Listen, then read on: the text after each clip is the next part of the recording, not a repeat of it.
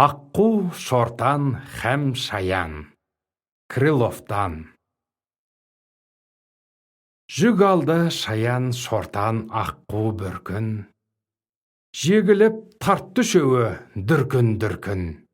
Тартады аққу көкке, шаян кейін, жұлқиды суға қарай шортан шіркін.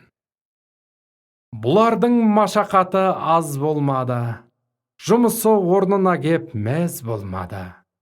Тартса да бар күштерін аямай-ақ, асылы жүк орнынан қозғалмады.